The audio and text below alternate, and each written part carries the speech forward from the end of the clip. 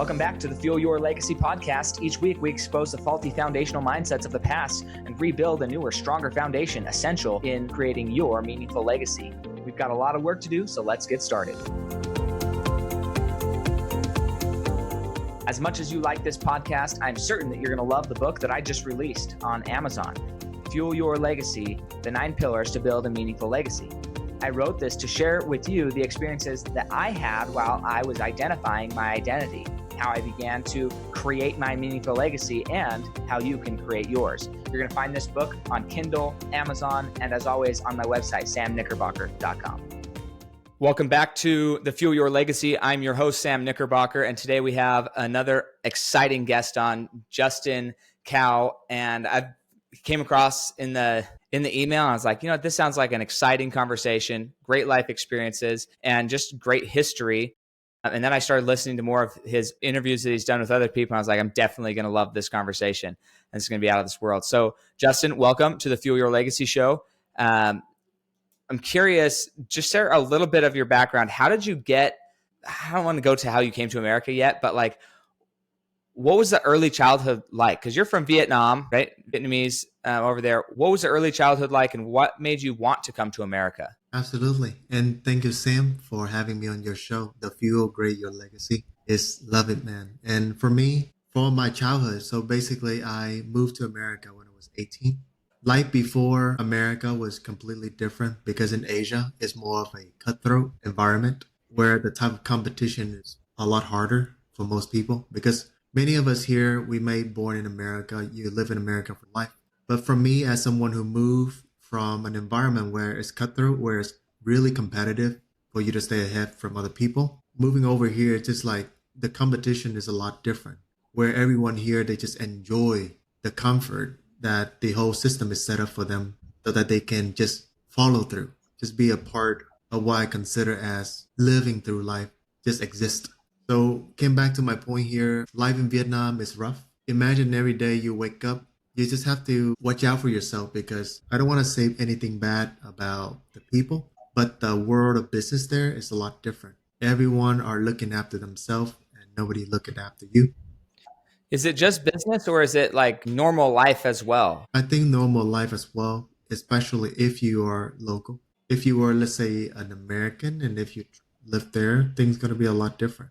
They love, like Asian like us, we love American people, Caucasian people. Would you say that there's not like a strong community? Like when I think of what you're saying as like cutthroat or difficult, what I think of is like an absence of community. Like you can't trust your neighbor, you can't trust the person across the street. Like you're always living in distrust rather than trust. And I think that there's elements of that in America, but I do agree that it's not as much in America.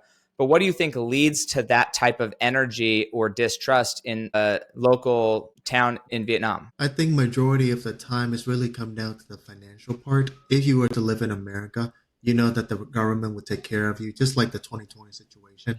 Everyone gonna get a cut check, the stimulus check. But in Vietnam, during that time, basically there's no support whatsoever. You have to be surviving on your own. So to answer your question, it's really come down to the financial part that make other people want to get their own piece of the pie and disregard the remaining of other people.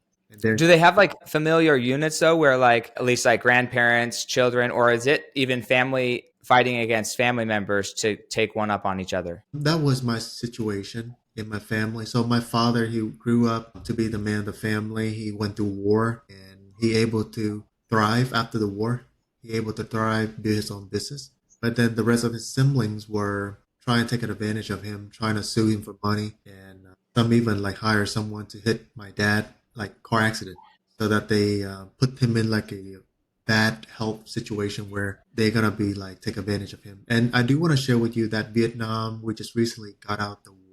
I think after 1975, so it's really fresh, like 50 years or so. So with that, would they have benefited by like from your dad's business if they took him out, or was it just like they didn't like that he was reaching farther than they were getting, and so crabs in a barrel, let's keep them all poor? They benefit from my dad's business, but they want more than what my dad is giving them. So they put him in legal troubles, like out of nowhere, so that they can get money out of him because he was firm not to give them money. Like I shared with you, Vietnam just recently got out of war, maybe about 50 years, 55 years. And during that time, because right now I'm 28, so it's really just about 20 something years ago. That's when things will happen. That's why things are a lot different compared to America, where you guys don't have a lot of war within America at all. Most majority of the time it's like other country. So came back to my point from the beginning. Life was controlled back then because of the financial distress that many people go through after the war. Yeah, that's fascinating. So you have this internal competition. As you were growing up, when did you recognize, like, when did you become aware of all the infighting and that you were going to be an essential part of your family's success and like income, eating, just day to day life? When did you realize, hey, I've got to step up and take some responsibility here? Right, absolutely. And many of us, we've when we have our parents around, we still feel like, oh wow, I have my parent, I can do whatever I want. And the moment the reality hit is when either your dad or your mom pass away. That's when the reality hit. That's when I always walking around in life with a lack of, I no longer have a father, no one can protect me. And imagine a leader who got taken down, and then he has five children, six children, and then a woman who was always been a housewife. Life was completely different. That reality hit was a check for me when I see my mom crying and when people was ganging up on her, trying to take advantage of her. I'm like, I don't want to be in a situation where I feel like I'm helpless to help my mom. And how old were you when that happened? My dad passed away when I was 13. So yeah. So before that, do you feel like it was you were unaware, or were you still aware that I'm going to participate in the family economy? I have responsibilities here. I have to do stuff. Or was it kind of just, I can go play soccer or whatever. I can go play in the streets with my friends. And you're not as aware of the competition, the cutthroat nature of life until you became in that kind of man of the household position. Yeah, so I haven't been a man. So I wasn't a man of the family during that time because I have other siblings, and I have a big sister, and she was the man of the family alongside with my mom. And I would just after because I was still a teenager. I was aware that I no longer have a dad. I was aware that my family financial situation wasn't the same as before, and I was aware that now I'm going through life with resentment that I don't have a father, and I don't have the same financial situation as before. So I went through my teenage just fighting other people, getting to bad environment, and I was participating in some gang activity during that time. And I wasn't proud of that moment, but during that time, that's when I was going through life just as by myself, going through the darkness. And eventually after 18, I starting to find out that I make my mom cry for so much. I left the home and then she had to call the cop on me, and I got into fighting with my brother too. I was a black sheep in the family. That's when something got to change because my friends, some of them die, some of them go to jail, some of them basically have to leave their hometown. That's when I feel like there has to be something. So like all those experiences are happening around you. Did any of your other friends in that group of like that, we'll say that friend group or that gang, did any of them also recognize that they needed their life to change? Or what was it that was unique about your situation that led you to change that maybe others didn't change? I feel like God has always been revolving around my life, but I didn't recognize him. Many of my friends didn't get a chance to realizing that they need to step out. And many of them die because of that. Some dealing drugs got stabbed to death, and we got into fighting with other like gang member from other groups. And that's when I feel like whenever there's bad thing that happen, I'm always finding a way. And up fast forward to this point, I recently got starting to accepting that God is my father, and everything that I've gone through and whatever the bad situation that I got out, there was him and there was my father. So there was a really interesting story that recently happened, and I bust out crying as a man after so many years holding it on. So I was working with one of my attorney for one of my real estate business. And during that time, he was sharing with me about he went through suicidal thought when he was 20, when a girl dumped him, when his ex-girlfriend dumped him. And that's also reminding me of the time where I'm almost committed suicide because I feel lost. I think it was 20 something, 21 something in America, financially distressed still, have no one support me. I just feel like I walk through life all by myself and I feel lonely. There was a voice inside of me that maybe it's better to end it. And I was always committed to that, but then somewhat there's something that holding me back and that still keep me alive until now. But I never make a reason like why it didn't happen. Because for my lawyer, his brother, his older brother called him up before he started taking his own life. For me, I wasn't able to pay attention what was the reason until that lawyer said, "Hey, have you ever thought about if it was your father, the one that passed away?" And then everything's starting to connect because my sister, who was the man of the family, went through the same mentally distress as well, where she almost committed suicide. Because one thing that I can share with you, the moment, so everyone that's tuning in here, love your parents. No matter what they do to you, just love them. Building up that good karma for your children in the future, but love them, because the moment your parent, one of them pass, there's going to be a hole inside your heart that will never be filled unless God fill that up. Recently, helped me fill that up. But my sister went through the same thing, and what she shared was there was a voice of my father, and there's a force that pulling her back before jumping in front of a truck in Vietnam. And then all the dots start connecting. Then it was just 2 days ago. I bust out crying in his car, but I don't want to cry, but like tears just falling, like for many of like Asian dude like us, we always grew up where our parents said, stop, do not cry. If you cry, you're a little girl, get out there. If you cry, go somewhere else. Look up. My dad always teach me, hey, look up into the sky whenever you cry, so it's fall back in.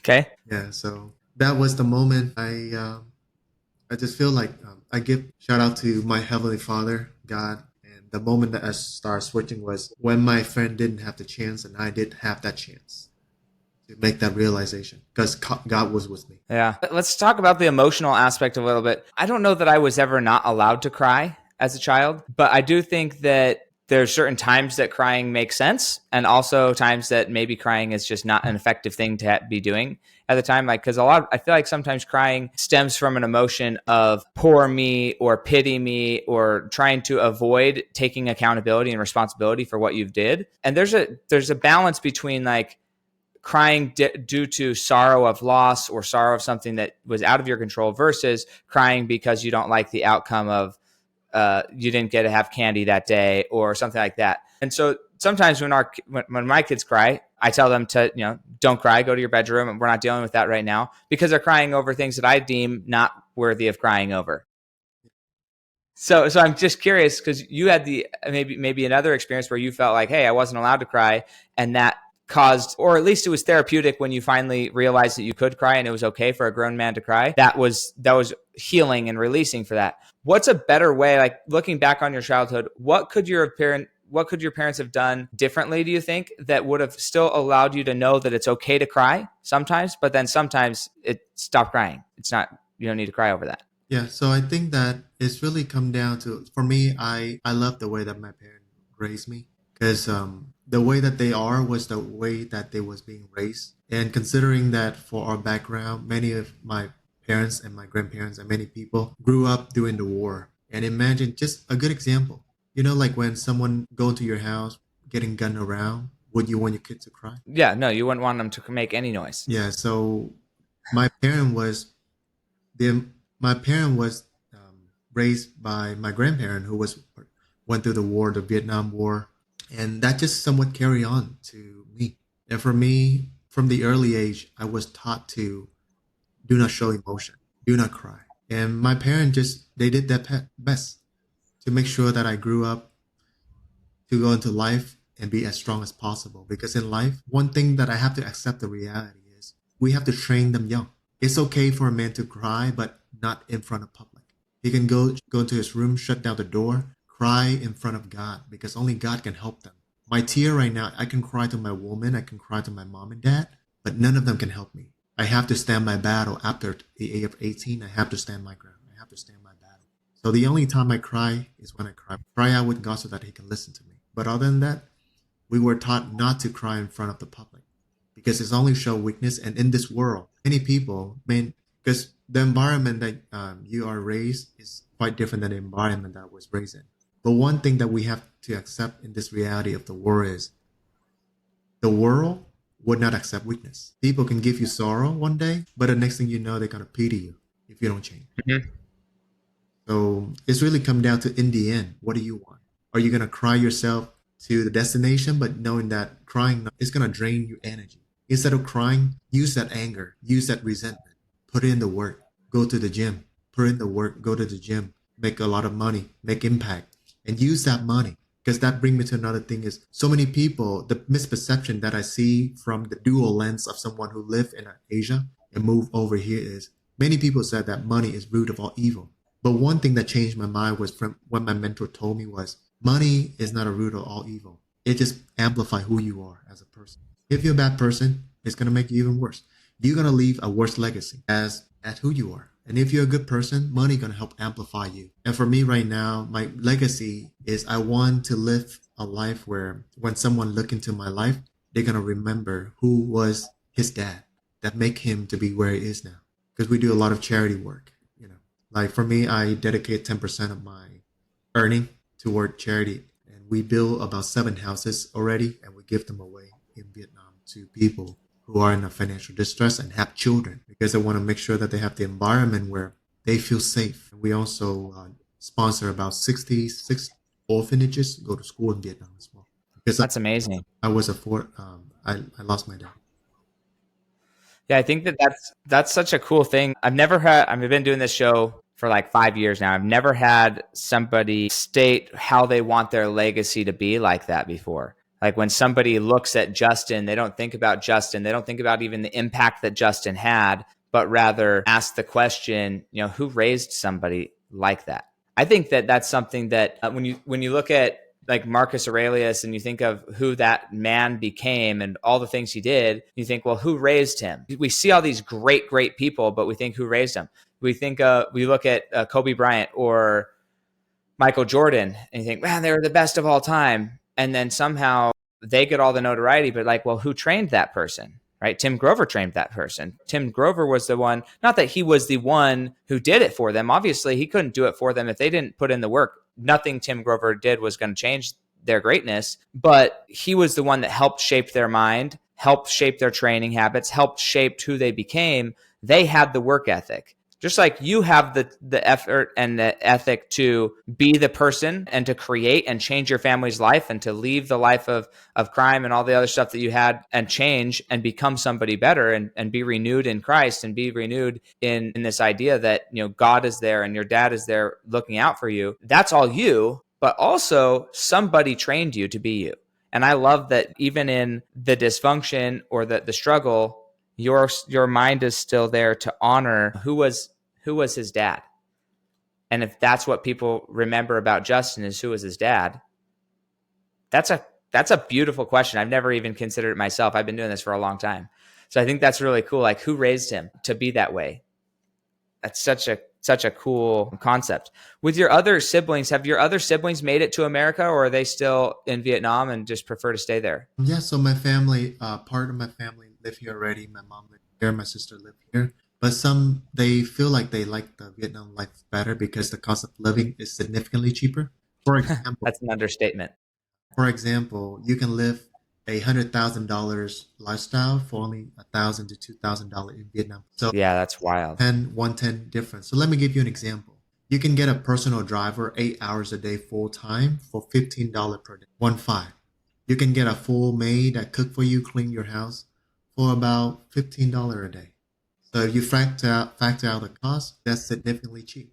And then the cost of living in Vietnam is extremely cheap. So are they making money still? Like there's a lot of VAs, a lot of people doing virtual income. How are they making their money in Vietnam now? Or is the economy in Vietnam equivalent? Like if I lived in Vietnam, worked in Vietnam, made food and everything there, am I still making low wages just like the people I'm paying? Or am I making money in another country and translating that into Vietnam currency? That is the beautiful thing about the internet, where it helps you make American dollars and spend it like a king in Asia. And for me right now, I am an Amazon seller. I build and sell my own brand on Amazon. And there's proceed that came afterward. I used that money to live 6 months here and 6 months in Vietnam, but knowing that I would save a significant portion of my lifestyle during that duration of 6 months. And do you still do that or are you primarily here in America now? I still do that because I love Vietnam. I love to traveling. And right now my work is not bound to a fixed location because I partner with Amazon, where they do most of the legwork from fulfillment. That's what they call it, Amazon FBA or Prime shipping. Amazon do most of the legwork from fulfilling, storage, shipping, customer service. And all I gotta do is just make sure that I have a good product and good value to the customer and make sure that my manufacturer in China ship everything to the US, to Amazon warehouse on time. And all I got to do is just digital marketing, building a brand, run Amazon advertising, and make sure we give the customer the experience and ask them to leave a reviews. Because the more reviews you have, the more reputation that you build with Amazon. And as for you, as someone who shop on Amazon, you know that you're going to look at the review first before making a decision. So how is all the tariffs and stuff that Trump is imposing on these different countries, how is that impacting your business, your sector, and the prices that you're seeing change? Absolutely. So regarding to the tariff tax, here's a few things that I want to make sure that we understand is that there's three type of people that would get affected: the front end, the back end. The front end is gonna be small business and large corporation. The bigger you are, the more it's gonna affect you. But for us small business, it doesn't affect us as much as big corporation. So that's number one. Number two, let's talk about the back end people, which is the consumer, the end consumer. Imagine right now, let's say you and me, we are purchasing from the same manufacturers in China, and we are the only two selling that product in the Amazon market. And both of us now would have to pay more for the products, right? We have mutually raising the price up. So who's going to end up paying it?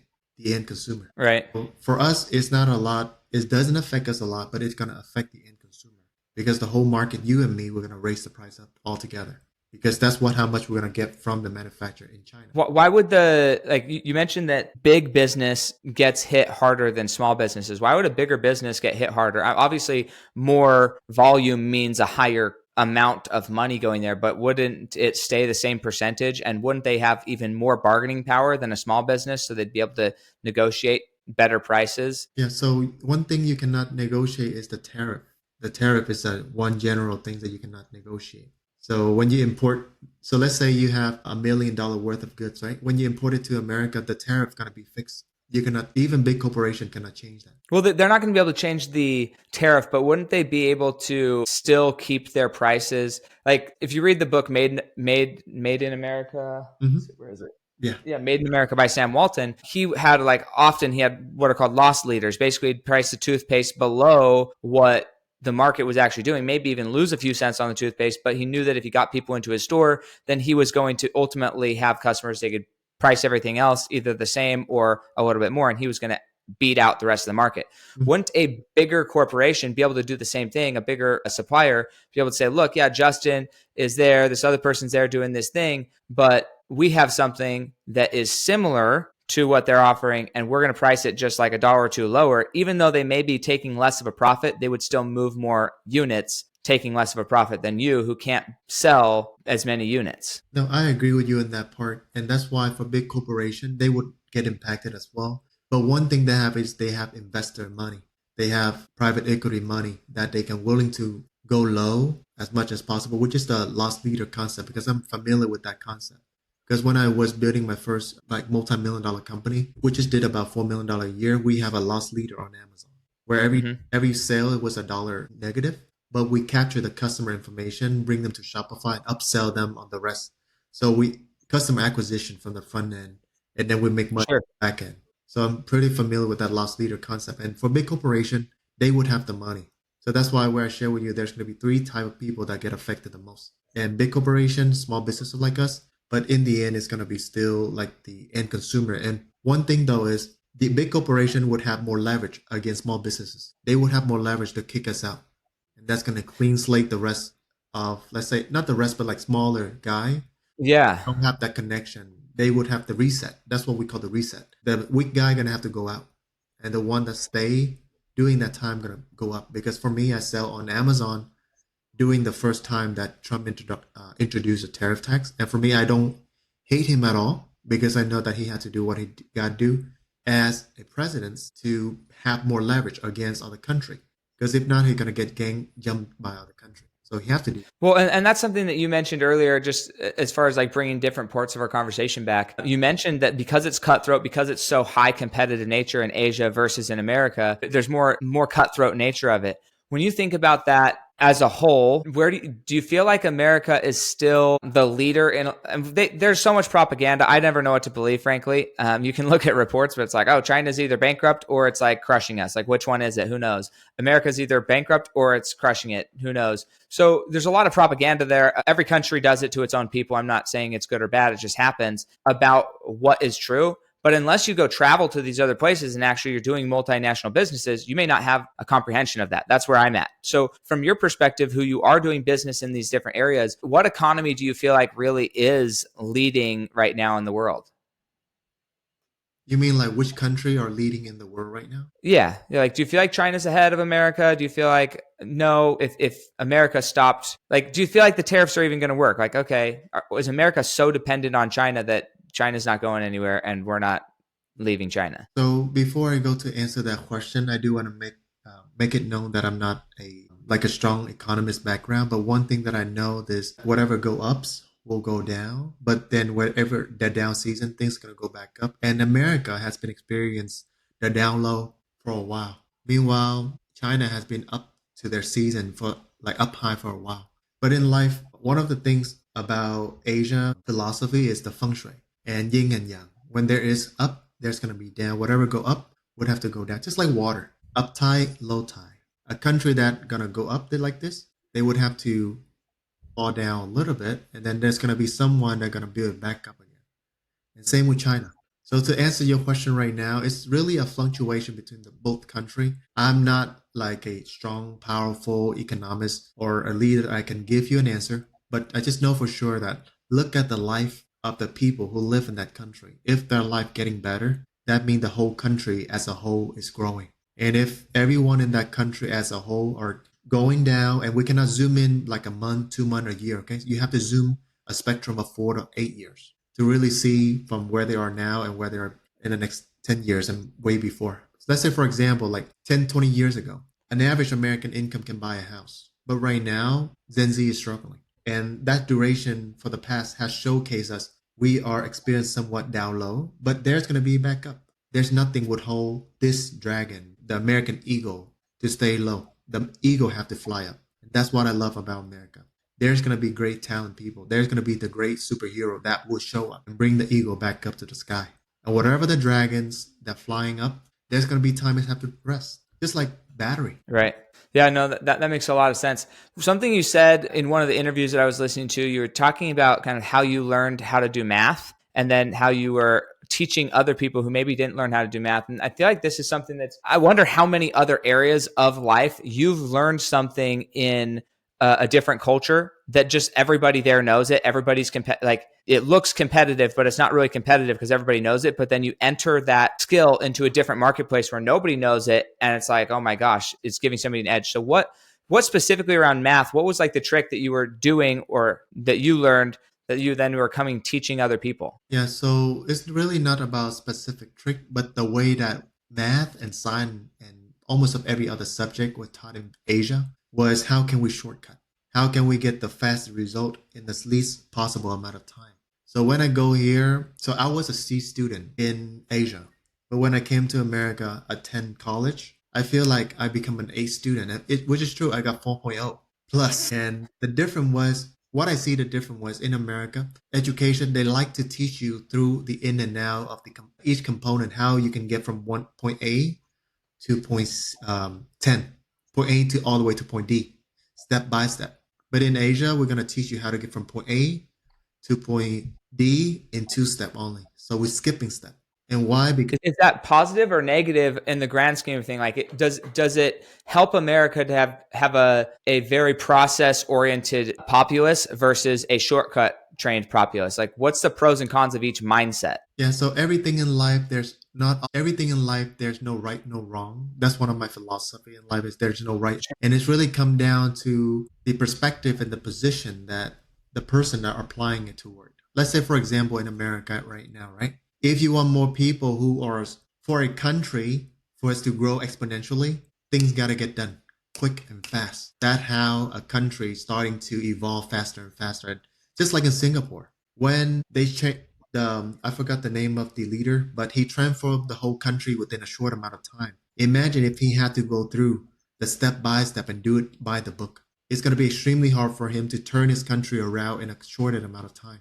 And during that time, his country needed a lot of changes. So the shortcut have to be implemented. Before a country, for example, that you got enjoying it, life is good, it's going to take, you just enjoy it. You don't have that urge. You don't have that why, that hunger. And that's bring to like shortcut your way to success. And eventually, Do you feel like some of the shortcuts, though, in skipping steps, they're skipping essential elements of learning, or are they only shortcutting the things that they didn't need to know anyways? Like I can understand in math, like if you get the yeah, right answer and you can consistently get the right answer, who cares how you got it? That's how I was raised. So like yeah, whatever. But there's other areas of life like that mindset. Sometimes shortcutting isn't like sometimes the long way around.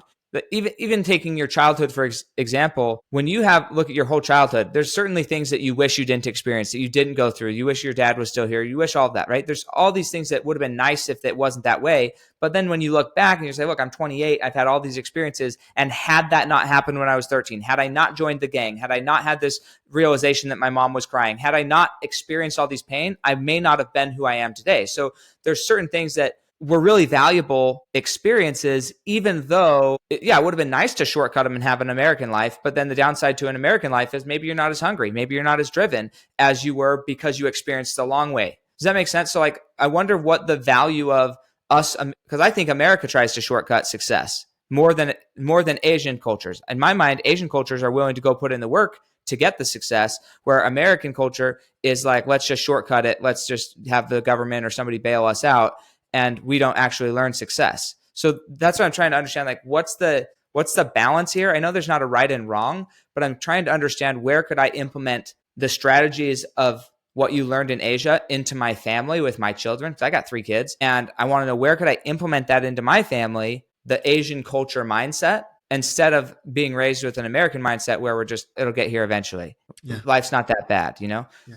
So it's a very great and compact question that you put out there. So I would love to go one by one. So number one, all of the things in my life that I experienced, there was a part in my life before I became a man, I wish that I could have a better life. And until I became a man, until I have the responsibility, until I get the chance to reflect, I'm glad that I went through it. And I know it's a part of the process. And there was a segment when one of the disciples that God make him walk through the water to him. And the disciples say, God, why you make me go through this to get to you?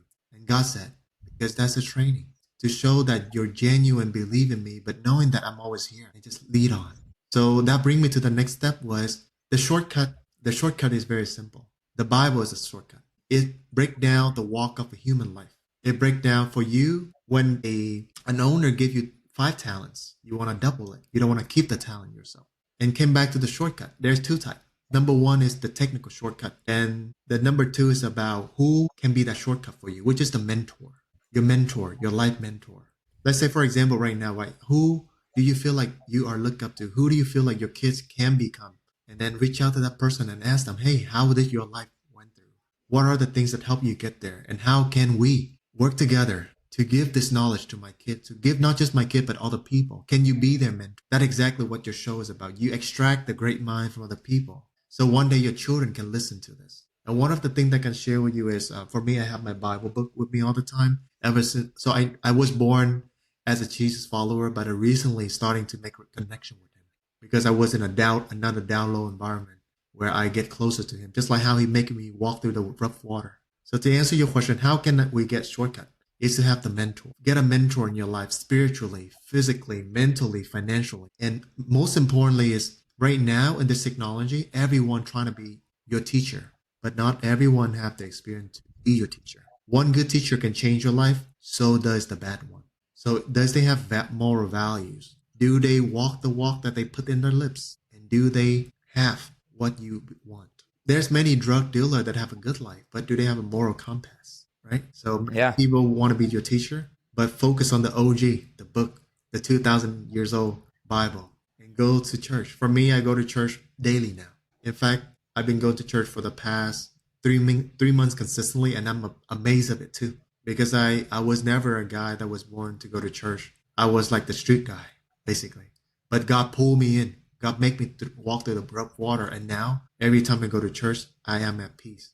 So what you can do with your children is how can you build a foundation for them? One thing that you don't want to shortcut is the foundation. What is the foundation here? How to walk, how to run, how to build moral values. Because the moral values and a strong family connection would help them walk through life with their chest up, with their head humble, bow down, learning. What's like one of the best, or I don't know best, but like what are some of the top 3 moral values that you feel like you learned from both your dad and then also from your mom? Like what values did you learn from your dad? What values did you learn from your mom? Yeah, I feel like my dad and mom, they are both raised as Catholic, and many of their value came down from the Bible.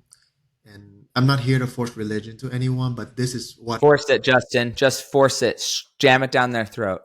I'm just teasing. I know what you mean, but be proud of it. You don't need to excuse yourself, because I think people need to find something outside of themselves. So don't excuse yourself. Just profess your faith. I like it. Absolutely. But for me, my dad and my mom is, whatever you do, just make sure that you are not feel ashamed the moment you show up in front of God, because he gonna be there for you. So let's say, for example, before you're about to, let's say, beat your meat off, right?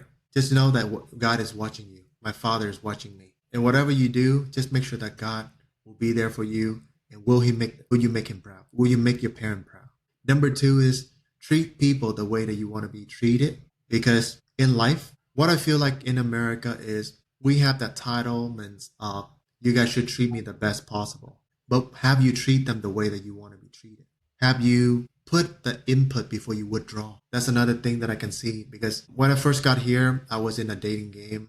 I'm out of it already. Many women that was raised in this culture, not in the past, okay, but this culture. I'm not saying that majority of them, but a quite a bit of people that I met, they are always about, hey, you gotta do this and that for me. But then why I have to do? Have you invest into me?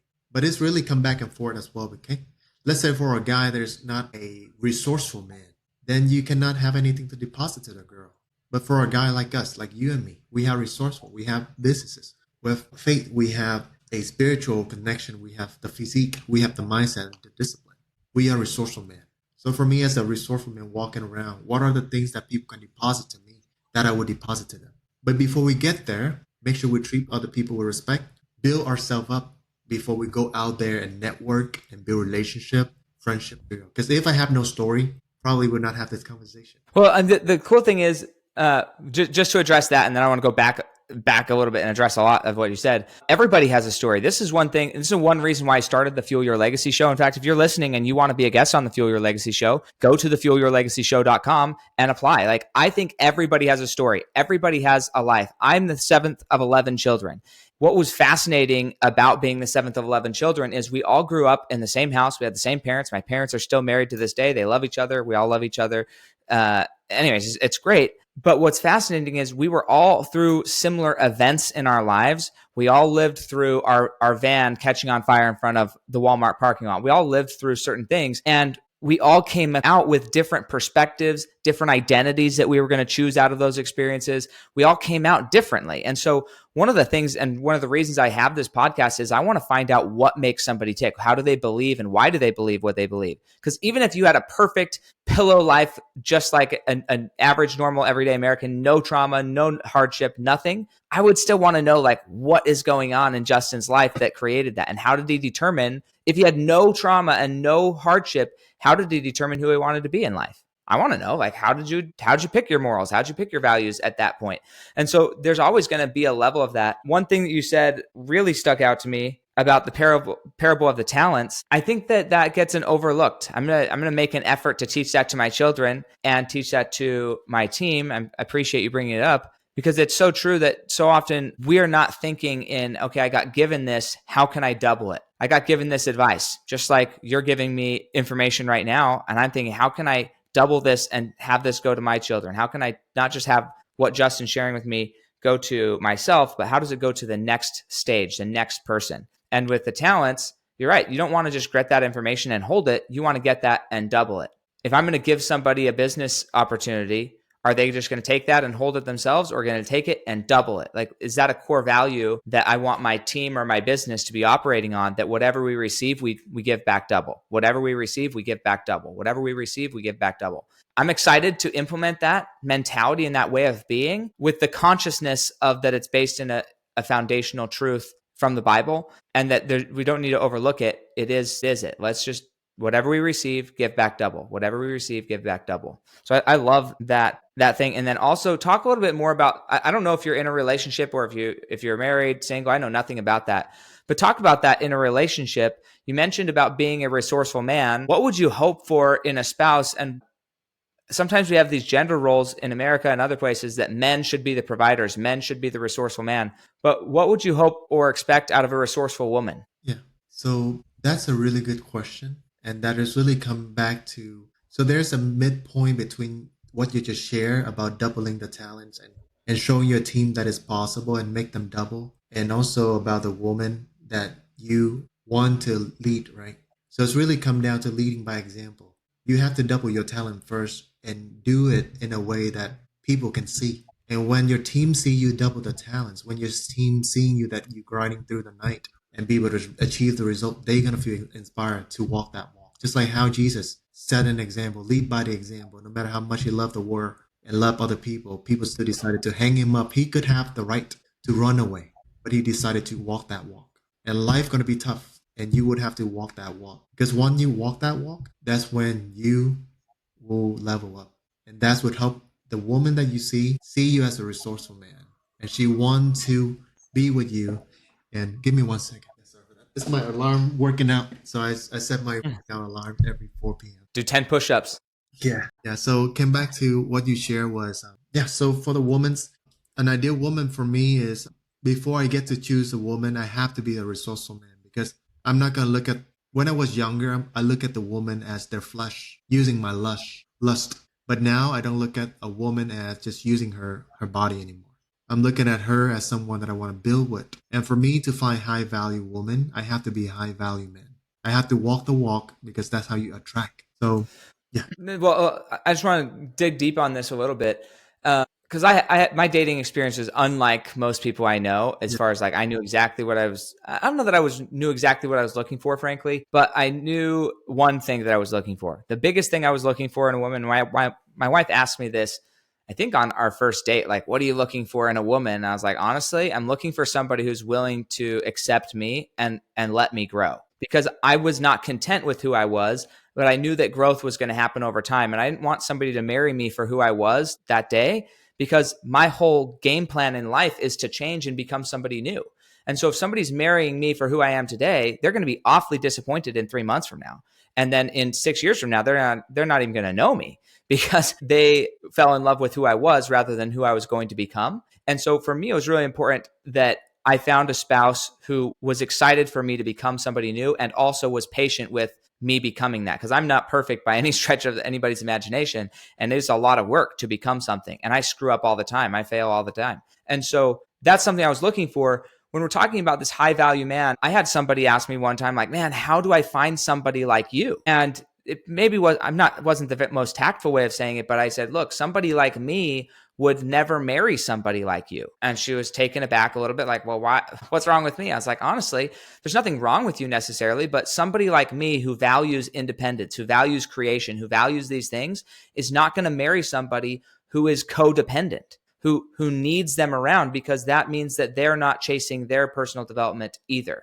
And so there's high value man. To find a high value woman, you wouldn't want a woman who's looking at a high value man for the sake of their value, but rather for the sake of who they are and who they became in the process of becoming a high value man. Does that make sense? Yeah, that makes a lot of sense. And I feel like a lot of women, well, I'm just curious, 'cause I've been out of the dating scene for a long time, 9 years. I don't know if you're still in it, but when you're looking for a relationship, what are some of the things to look for to determine, hey, is this person just like me because I am a resourceful person and they just kind of want to latch on to something that's resourceful, rather than, hey, they're also resourceful. They respect that I'm resourceful and they want me to keep growing my resources, not so that they can leech off of them, but because they value the identity of somebody who's resourceful.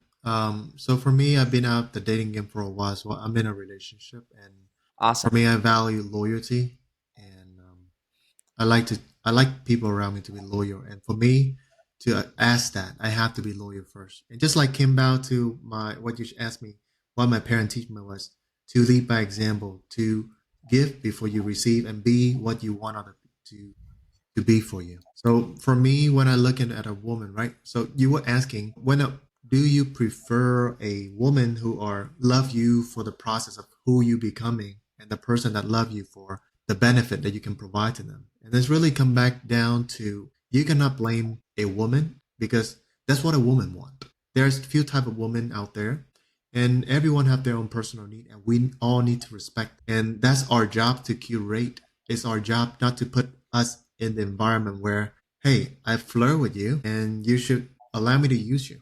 So we have to, as a man like us, we build the world that the children, the woman, they can benefit from. And that's the number one thing we got to provide. So it really come back down to how to choose the right woman is about what do you want in your life? What are an ideal woman look like for you based on the Bible? Because the Bible's really sharing with you about what does ideal woman look like.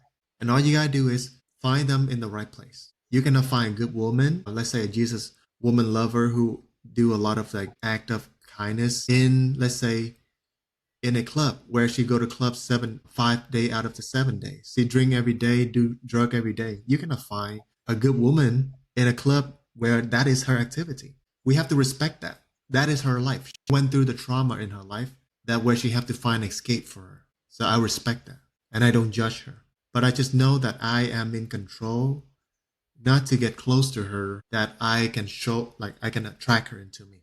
I'm going to find the right place where I need it to be. And there's going to be time when you cut slacking.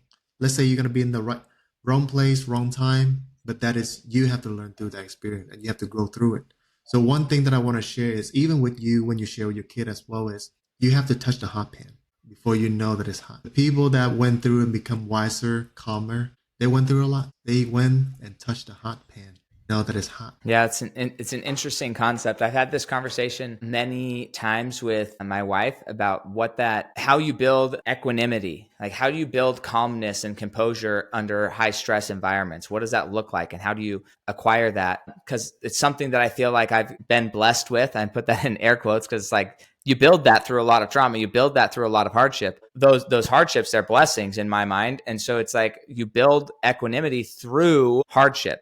And if somebody doesn't have enough hardship in their life, will they build the same level of equanimity, or will they be thrown off by hardship? And one of the things, even why I moved to Arizona, we're talking about where I live right now. I used to live in Utah. And one of the reasons why I moved just in general, not just specifically to Arizona, but one of the reasons that I moved in general is because my son at the time, he was having like OCD, compulsive disorder, like couldn't go to sleep unless his blanket was perfect, and he didn't handle change at all. And for me, I was like, I don't think that's a good way of being. I don't think you should be repulsed by change or thrown off by change or lose your cool over change. I think that change should be okay. And then my wife, she through COVID was struggling. Like, if this is all going to go downhill, then we should just not be here. We should end our lives and it'd be over. Like, if life is going to be so terrible. And for me, I think of life as kind of running on ice that's cracking as you're hitting it.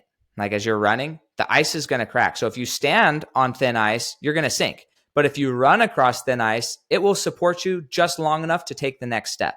And as long as you're moving faster than the ice is cracking underneath you, then it's all good. And you don't even recognize it's cracking behind you. But if you sit still too long, then you're going to sink. And so one of the reasons I moved to Arizona, or moved out of Utah, was to give them change and cause them to be in a situation where the change was happening faster around them, so that they were forced to change with it. And they didn't like it for the first year.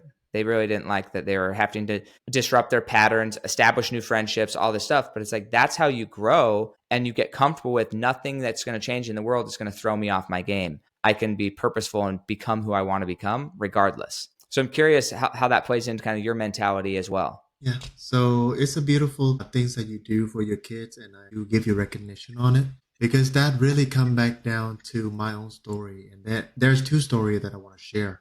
The first story was, before I start that story, I'm going to ask, you may have heard it before, but when a seed doesn't grow, Would you blame that seed or would you blame the environment? I've never heard that analogy, but I do like it. What would you blame? Well, I mean, I don't know that I would blame anybody because blame is a useless emotion, but it definitely, the seed didn't have a choice where it was planted most of the time. So the person who planted it is the one who maybe didn't nurture the ground. Now, whether that's right or wrong, I'm like you. I don't think of right and wrong. I just think that one didn't work. Try a different thing next time. Yeah.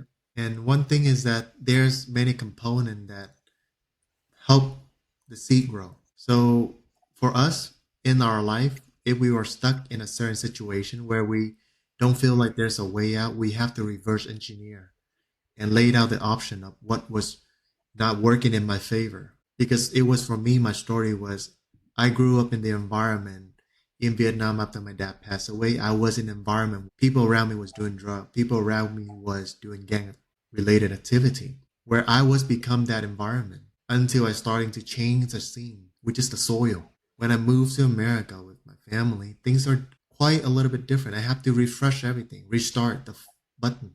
My life changed, my group of circle changed, and I was put in the right environment where everyone around me was school, dream, vision. And that's what I love about America. If you were to go to college, if you were to go to university, where you see a lot of immigrants who don't have a good life before, that are hungry. They came here for a second chance. And that's why when a seed doesn't grow, it could be an environment. But on the flip side, when a seed would put in a new environment, if there's a core inside of it doesn't want to grow, it won't grow.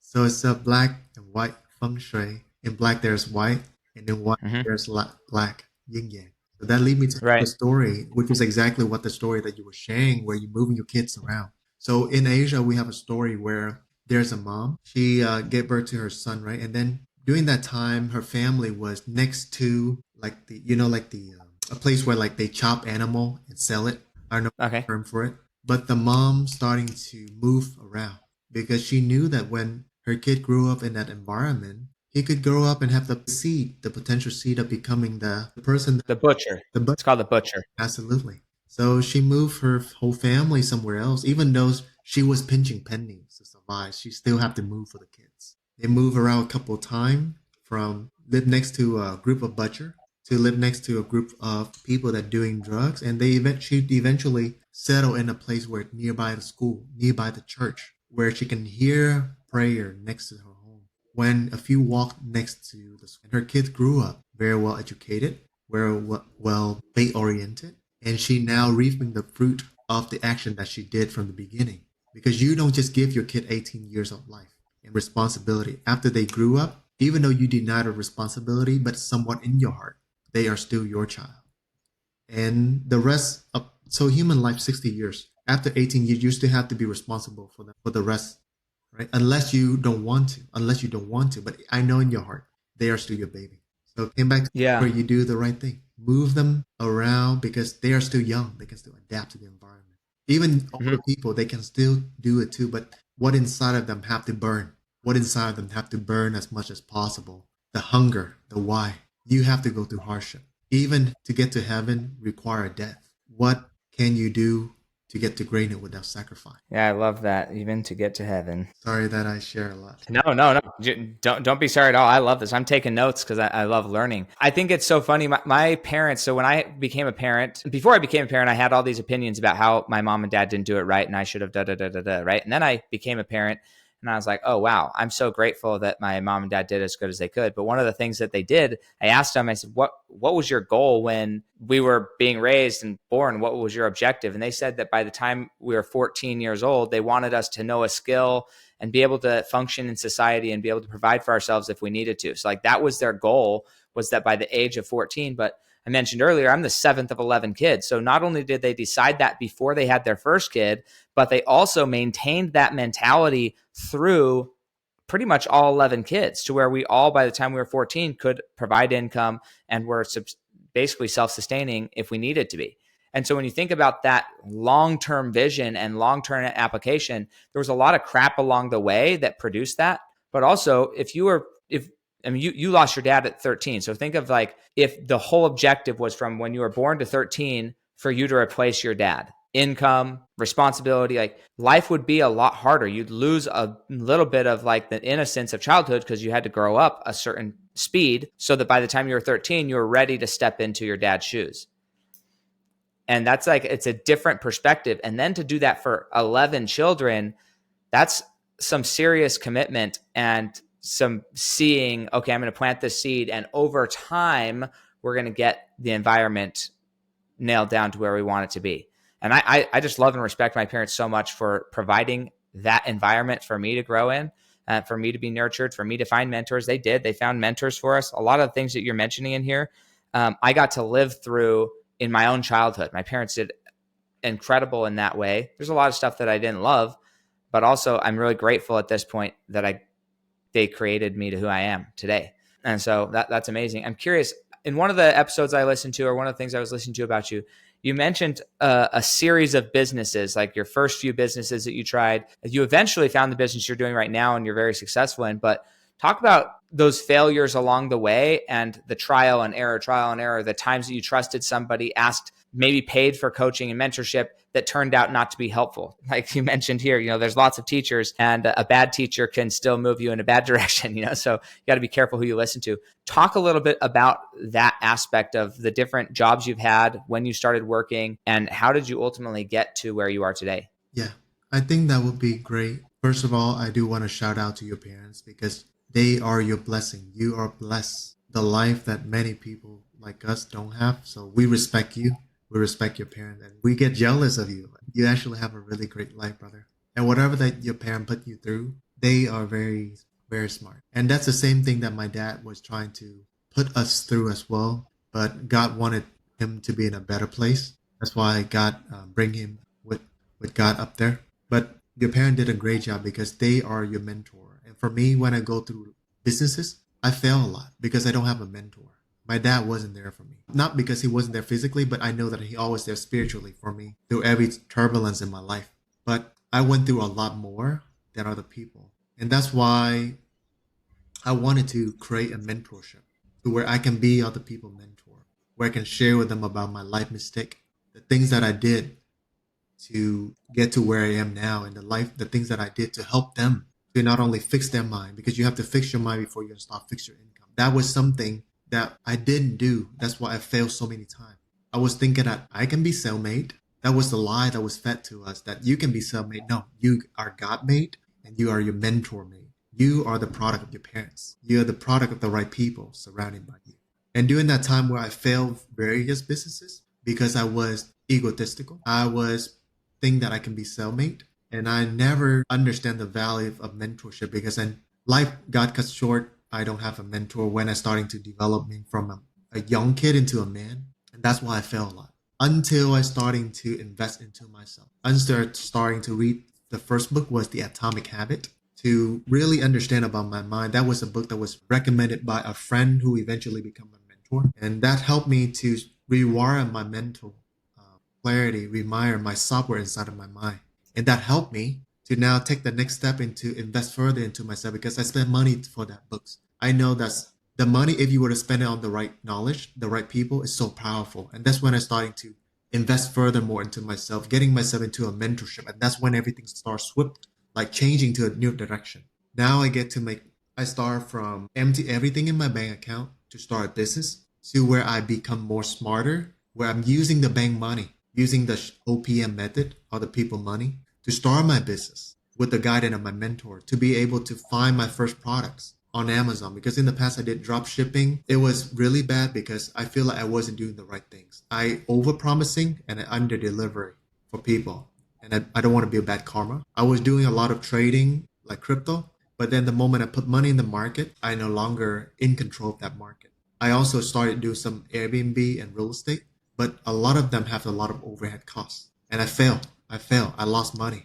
That's when I started to reverse engineer and have a mentor help me. Hey, Justin, whatever you do in life, make sure you write it down, the pros and cons, and you got to talk to people who've been through that to get their aspect, their thought, their perspective on it. That's bring me to Amazon, private label, which is building your own brand.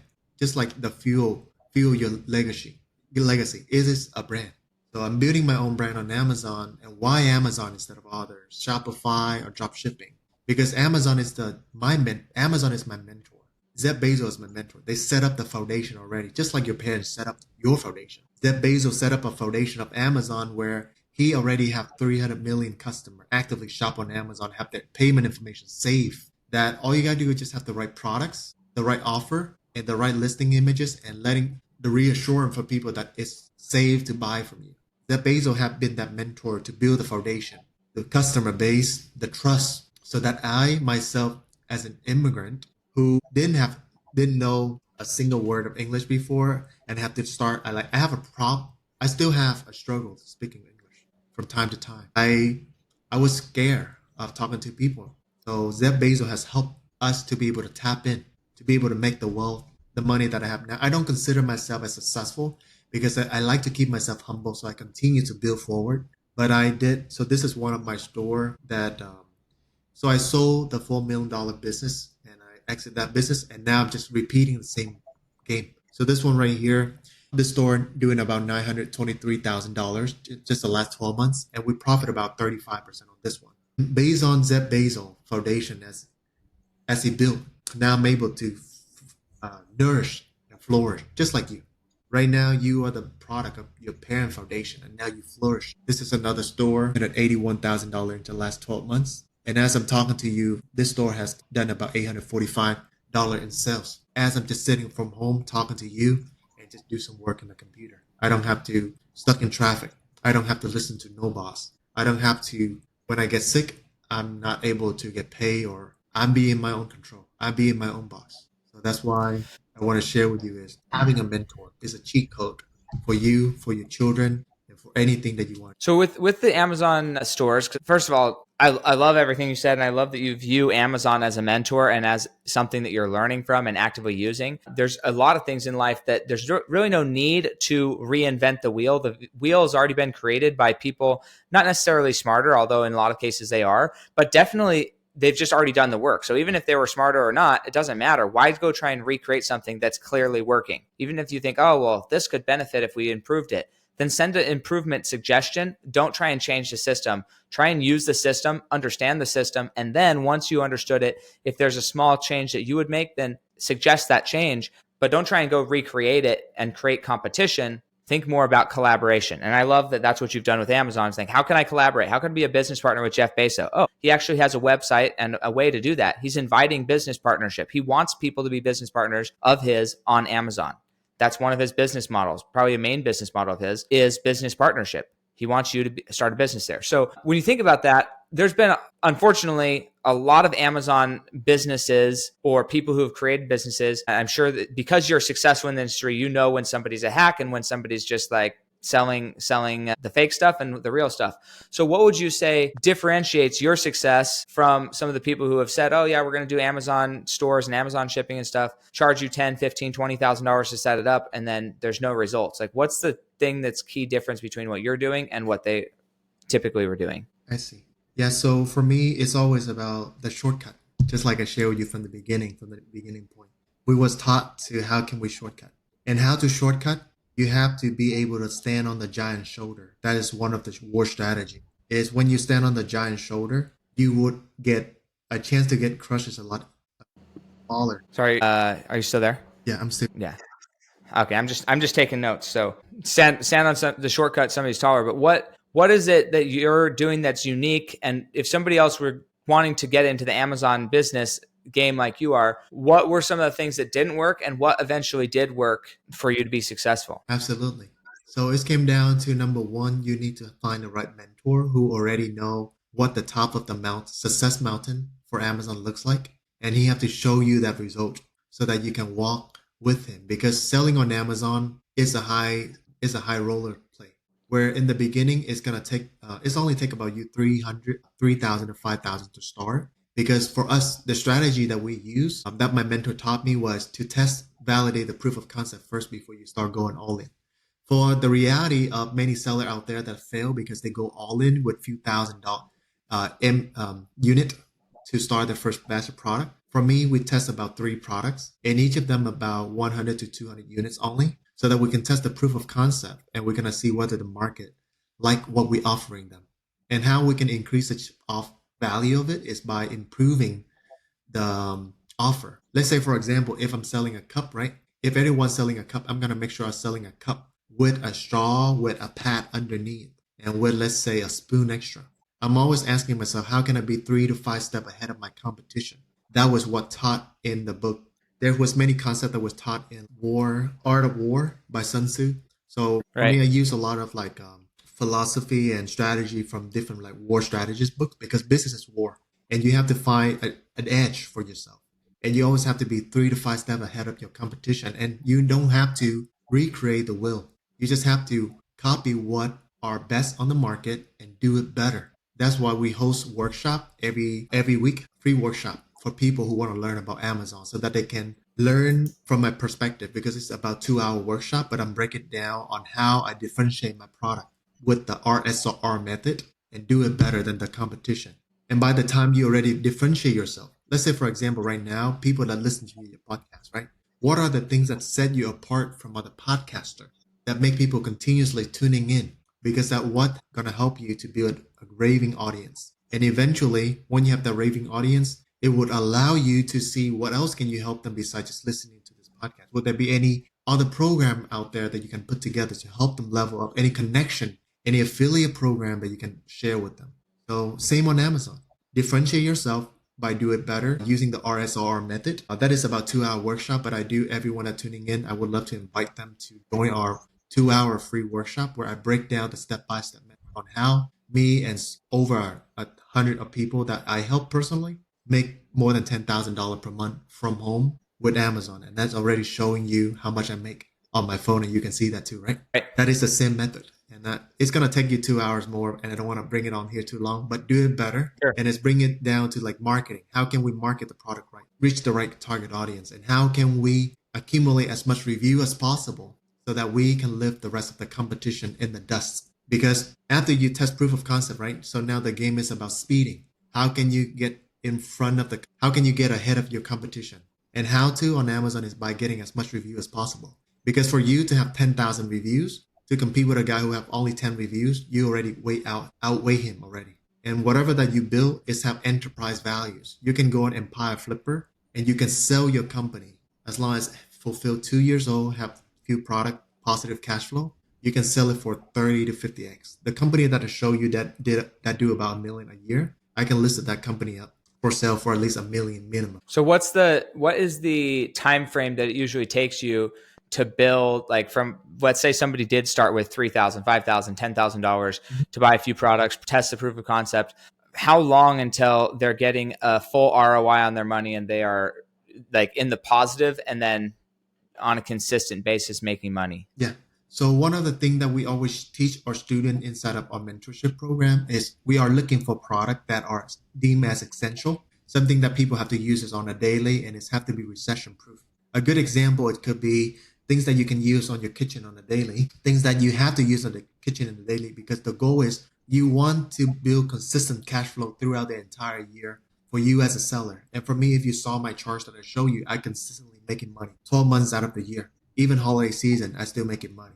So it has to be recession proof. It has to be deemed as essential. And the cost for the product has to be above $45 or more because that would allow you to have a healthy profit margin to spend on marketing, to spend on digital marketing like Amazon advertising, which is PPC, and also to spend on influencer marketing. And that what set us apart from other people because we are using word of mouth. We pay influencer to talk about our product and they already build enough trust with the audience. And now they just bring another unit of people who they have built the audience to go to my Amazon and make a purchase. And for Amazon, when they see that, oh wow, they're gonna boost my listing even up because I bring outside traffic to Amazon. That's what majorly set us apart. And for many of our students, they can see result within the first month of selling on Amazon, second month of selling on Amazon. And usually many of our students get their return on investment after they launch. So the process of launching is first you need to find product. It's going to take you 1 month. Product developments is going to be another month. Finding the manufacturers and producing the product is going to be another month. And shipping the product to Amazon is going to be another month because you want to ship by sea shipping so that it's going to be cheap, let's say $1 or less. And then when you launch, it's going to be many of our students launch on the 5th month and they start seeing profit on either 6th or the 7th month.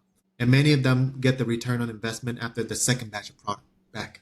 Profit. After the second, like basically after month 7, they would start seeing profit and return on investment at that point. Yeah, about 6 to 7 months. And why? Because we are building a brand.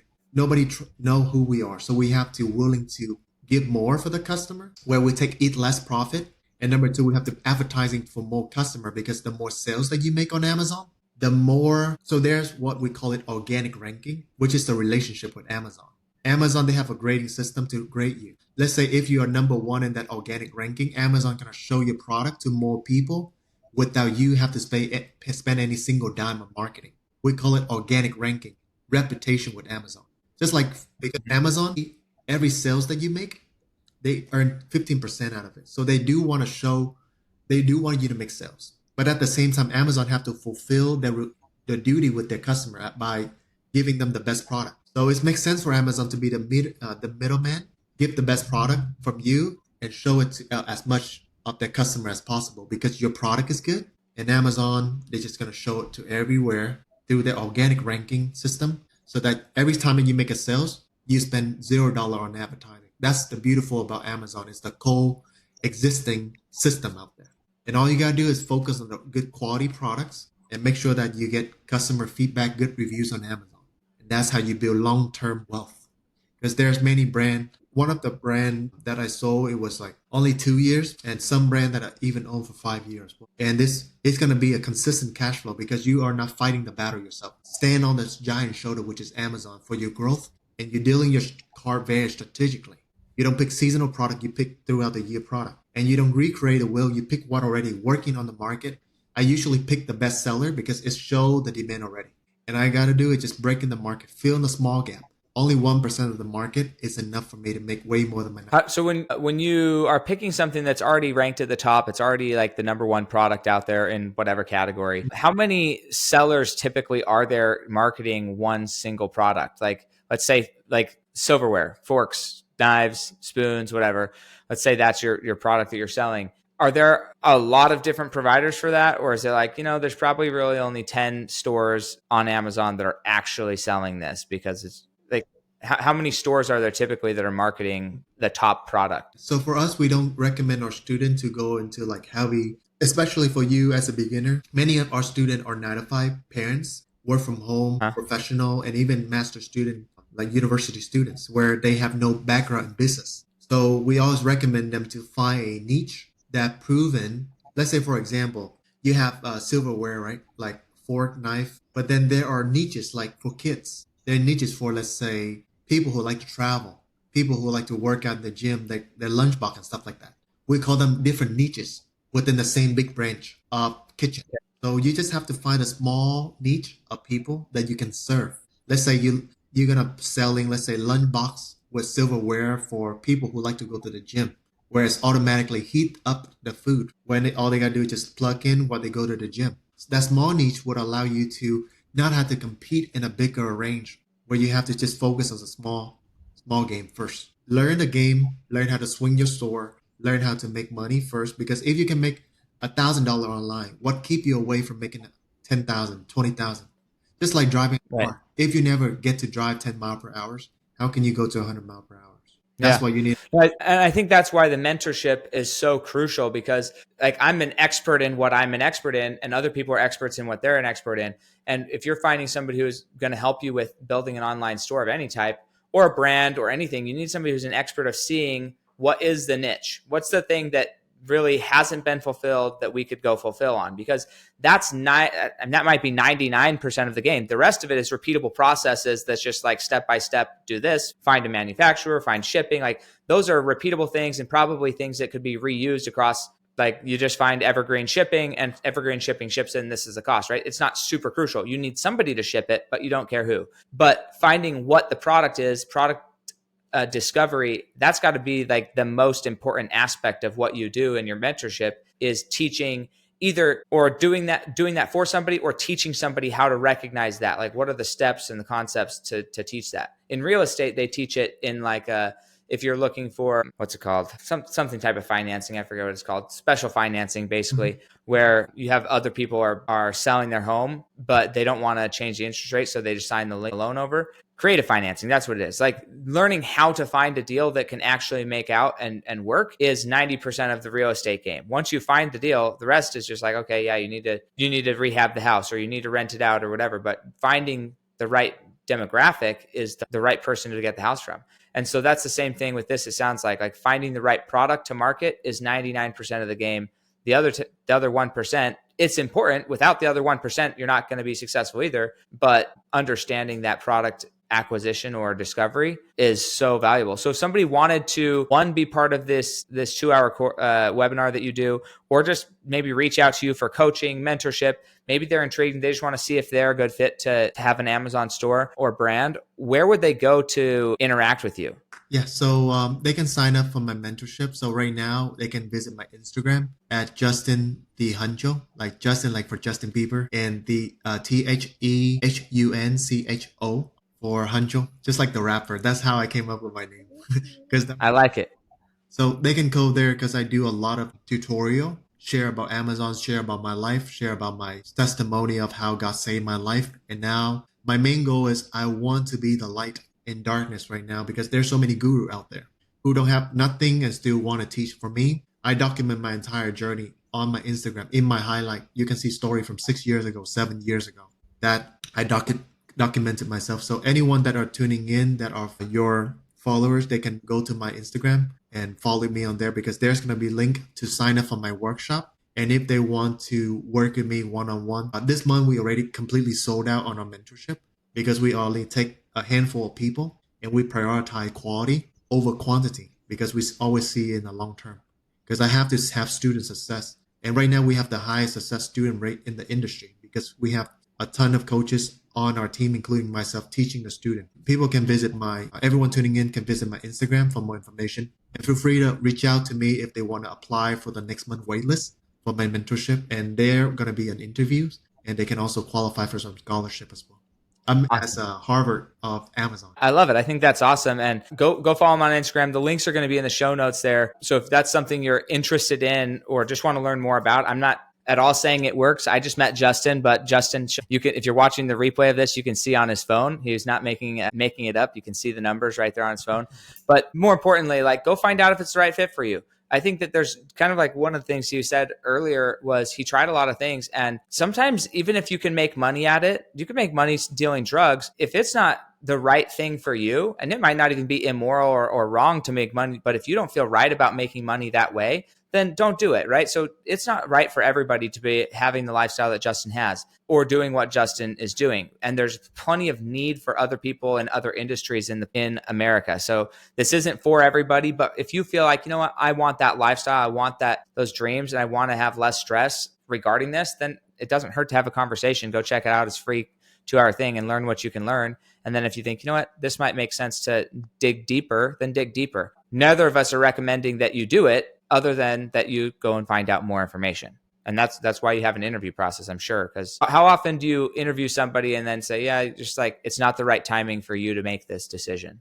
Yeah. So we have about 80% application denied. Because first, we always want to make sure that people work on themselves first by going to the gym. Because in our private community, we are built on 4 pillars. Number 1, faith. Number 2, family. Number 3, fitness. And number 4, finance. So everything that our students do, they have to work on it. And that's why on my Instagram, I share a lot with people about personal development tips because I want to set them up mentally and through the habit before they start learning about Amazon. Because the worst thing is I don't want to be in the same position, misleading people, putting people in the wrong place because I was scammed by other guru before. That's why I share with you, one good teacher can change your life and so does a bad one because someone in the past ruined over 6 months of my life and tens of thousands of dollars. And right now, that's why I wanted to be in this game because I want to do the right thing and set an example. And I want to do this for the younger self of me as well. And one thing about private label, you are building a product that helps solving people's life in masses. The product that I sell is solve people's daily problem on a daily. So that's what legacy is for. Because my mentor, Charlie, he sold his company for his company was doing about $60 million and he sold the company. And his ring is called Ringke, RINGKE. It's the iPhone. It's the very first company that sell iPhone cases in America. And he built it in 2008. It still exists. That is a legacy that his children can still live on and say, wow, that's the company that my dad built from the beginning. And then imagine when you go in life and you see people using your product, it helps you make money, and at the same time, you help them solve their life problem. You feel proud, and you can pass on that legacy for your children. Because this skill, Amazon not going to go anywhere, and you can pass on the skill to your children. Yeah, and I think that's so wonderful and important that he's not accepting everybody into this. He's accepting the people who want to become this type of person, not just have what he has, but become the type of person who has what he has. And that's so crucial because it's part of the talents, right? Just because you give somebody 5 talents, the person with 5 talents could have squandered them just the same as the person with 1 talent. But they chose not to. They chose to go double it and become somebody who could double it. That's hard. Becoming somebody new who can double what you've received, that's not an easy thing. It doesn't matter if you're doubling 1 to 1 or 10 to 20 or $1 million to $2 million. Doubling you as a human being means growth, and not everybody's up for that growth. And so that has to be the first filter is, are you up for the growth? Yes, the money is that. I could help anybody make money, but because money amplifies who you are already, we don't necessarily, I help people make money too. I don't want to amplify somebody who's not a good person. I've got no interest in it. I'd rather you stay poor personally. Like if you're not a good person, let's work on you becoming a good person, and then we'll teach you the money game rather than the other way around. So Justin, we're out of time here. I'm so grateful for you taking the time on Valentine's Day. We're recording this on Valentine's Day. I appreciate you taking the time to share this wisdom with us and share this knowledge and give the audience of the Fuel Your Legacy show an opportunity to just expand their horizons and become better human beings and more committed to God. I'm grateful for you sharing your faith and not being ashamed of that, but recognizing that you're saved by God and that He's able to be an instrument in your life. That's really admirable, and I appreciate that. Any final words from you? My final word would be first, it's going to be happy Valentine to anyone that's tuning in, and happy Valentine to you, Sam. Because I know in this world nowadays, a lot of people are lonely, but I just want to share that you are not lonely. You have family.